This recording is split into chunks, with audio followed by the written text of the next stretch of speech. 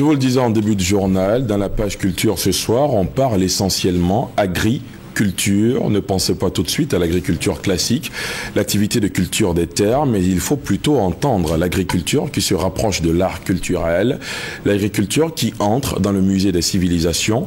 Un sujet inédit qu'on aborde avec Sylvie Memel-Kassi, directrice du musée des civilisations de Côte d'Ivoire. Bonsoir. Bonsoir. Alors, le monde agricole au musée est un voyage historique retraçant les grands symboles de l'agriculture ivoirienne d'hier à aujourd'hui. Voyage entamé le 3 novembre dernier et qui se poursuivra jusqu'au 31 janvier prochain. Quel est l'intérêt de faire une exposition sur l'agriculture ? Je vous remercie. Pour nous, institution patrimoniale, pour la culture, c'est très très important dans la mesure où ça entre dans les missions globales de valorisation, de sauvegarde et de promotion de nos valeurs culturelles. Et l'agriculture fait partie intégrante des missions du musée qui a des spécimens qui portent justement sur le secteur de l'agriculture.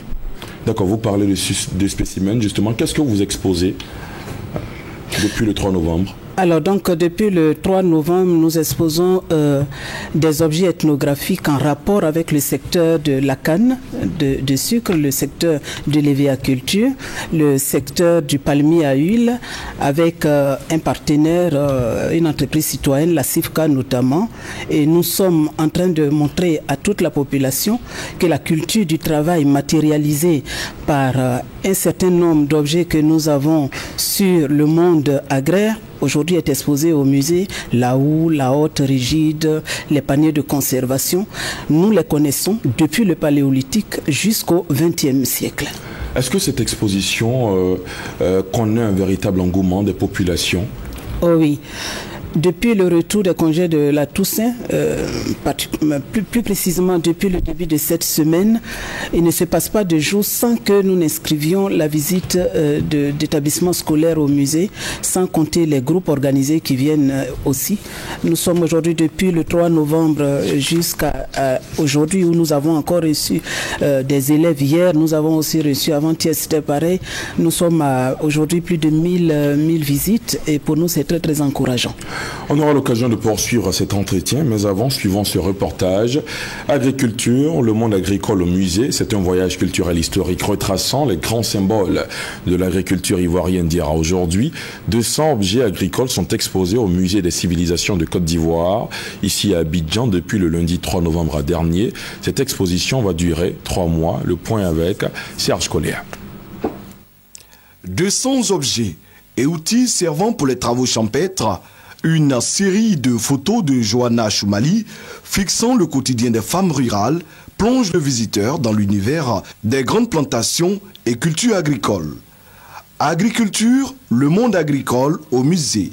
Un voyage historique qui marque une halte à chaque grande étape de l'évolution du travail du champ. Archéologie et histoire montrent les objets et outils d'hier à aujourd'hui. Le premier président de la République de Côte d'Ivoire, Feu Félix Houphouët-Boigny, y figure en bonne place, lui qui a été planteur et président du syndicat agricole africain. Agriculture au féminin est un hommage aux femmes qui jouent un rôle majeur dans la sémaille. Moment de labeur, instant de vie, esprit d'équipe, y sont notamment représentés. Autre tableau, les plantations villageoises. Il y a également les grandes surfaces cultivables, les plantations industrielles.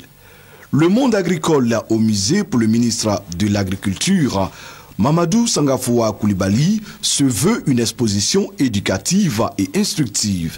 Un regard sur le passé, sur la pénibilité des travaux, afin de relever le défi de la modernisation de l'agriculture ivoirienne. Pour le ministre de la Culture et de la Francophonie, Maurice Kwaku Bandaman, culture et agriculture vont de pair. L'une concerne les semences de la terre, l'autre les semences de l'esprit et du cœur. Madame Sylvie Memel, on vient de voir à travers ce reportage qu'un point d'honneur a été accordé à l'agriculture féminine. Pourquoi ? Je crois qu'aujourd'hui, c'est dans les préoccupations de tous les experts en développement durable d'intégrer les femmes dans le tissu social. Et je crois que le partenaire a eu une très très bonne idée de rendre hommage à toutes ces femmes qui sont des récolteuses, qui sont des planteuses, qui sont dans les plantations industrielles. Et vous les voyez au travail et vous comprenez véritablement l'importance de la femme aujourd'hui dans tous les secteurs d'activité. Est-ce que les acteurs du monde agricole ont de l'intérêt pour cette exposition? Oh oui, depuis l'ouverture jusqu'à aujourd'hui, nous avons reçu pas mal de visites d'établissements agricoles, tout comme ceux qui sont dans le domaine agricole au niveau traditionnel avec les autorités coutumières. Et donc nous recevons tous les publics, quoi. D'accord. Au-delà de l'agriculture, vous travaillez sur plusieurs programmes. La prochaine thématique après l'agriculture qui s'invite au musée, ce sera quoi? Alors, nous voulons saisir cette occasion pour dire que cette exposition entre dans ce que nous avons appelé les grandes expositions thématiques avec les entreprises nationales que nous voulons pour nous accompagner dans nos différents programmes. C'est un appui de ces entreprises. Oui, parce que le musée aujourd'hui a vocation de valoriser les produits commerciaux des entreprises à travers les expositions thématiques comme ce que nous sommes en train de vivre aujourd'hui. Et je pense que c'est tout à fait très important au niveau de la rentabilisation, au niveau du capital confiance pour la clientèle de ces entreprises d'entrer dans un espace comme le musée national. Et nous voulons aussi dire qu'aujourd'hui le musée des civilisations est devenu incontournable, aussi bien au niveau national qu'au niveau international.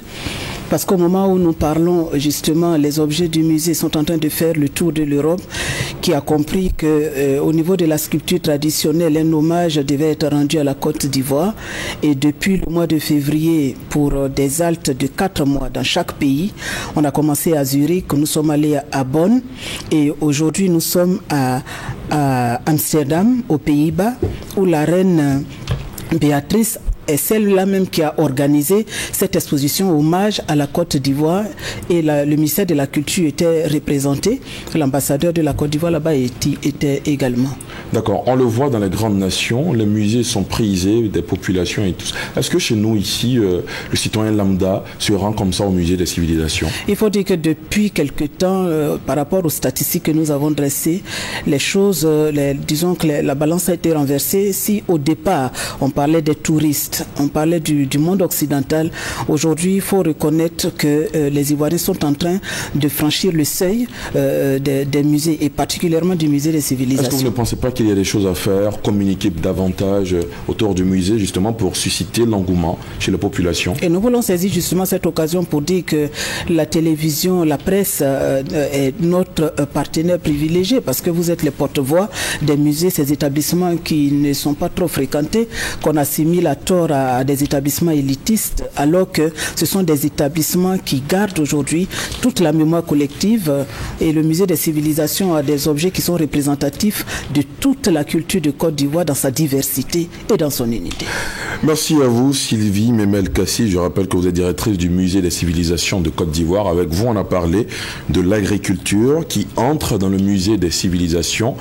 Merci pour toutes ces précisions.